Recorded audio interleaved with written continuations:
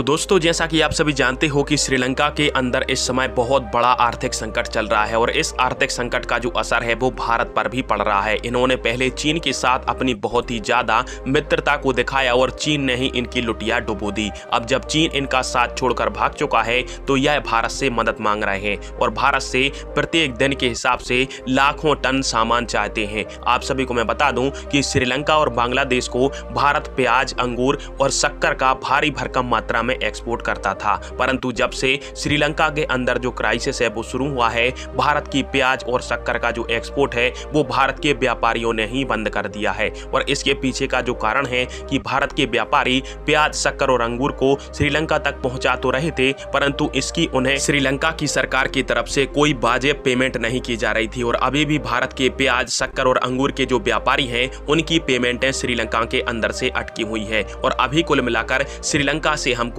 5,000 million dollar की जो पेमेंटें हैं वो लेनी है, परंतु भारत के प्याज, शक्कर और इसके अलावा जो भी जरूरतमंद का सामान श्रीलंका गया है उनके व्यापारियों की जो पेमेंट है वो श्रीलंका की सरकार ने दी ही नहीं है। और स्क्रीन पर आप सभी एक स्क्रीनशॉट देखिए जिसके माध्यम से ऐसी जानकारी दी गई है कि श्रीलंका वालों ने ऐसे ही प्रोडक्टों को और मांगा है भारत से, परंतु भारत सरकार ने साफ इन चीजों को देने से श्रीलंका को इनकार कर दिया है। और साथ में भारत के व्यापारियों ने भारत सरकार से ऐसी गुहार लगाई है कि हमने लाखों टन माल को श्रीलंका तक पहुंचा दिया है, परंतु इसकी जो पेमेंट है वो या तो श्रीलंका सरकार ने की नहीं है या फिर उसको लटका के रखा हुआ है, जिससे भारत के जो व्यापारी हैं उनको कई लाखों करोड़ों का नुकसान हो चुका है। और अभी भी श्रीलंका की सरकार की तरफ से भारत की प्याज, शक्कर और खाने पीने की जो चीजें हैं वो भारत से मंगाई जा रही हैं श्रीलंका। और इसीलिए भारत के व्यापारियों ने भारत सरकार से आग्रह किया है कि इस एक्सपोर्ट के ऊपर जितना जल्दी हो सके उतना जल्दी बैन लगाओ, क्योंकि हमें पेमेंट मिल नहीं रही है